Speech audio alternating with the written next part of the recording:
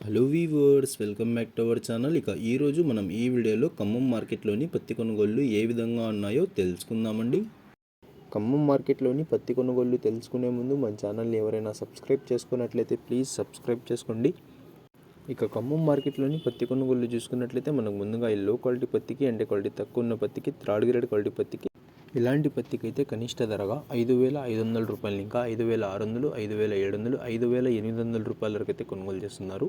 5,500 రూపాయలు ఇంకా 5,800 రూపాయల వరకు అయితే ఈ థర్డ్ గ్రేడ్ క్వాలిటీ పత్తిని కొనుగోలు చేస్తున్నారు. ఈ సెకండ్ రకం క్వాలిటీ పత్తి విషయానికి వస్తే అంటే క్వాలిటీ ఎక్కువ ఉన్న పత్తికి, కొంచెం బెటర్ క్వాలిటీ ఉన్న పత్తికి మధ్యస్థ ధరలు, మోడల్ ధరలు చూసుకున్నట్లయితే ఇలాంటి పత్తికి అయితే 6,000 రూపాయలు ఇంకా 6,200, 6,300, 6,400 రూపాయల వరకు అయితే కొనుగోలు చేస్తున్నారు.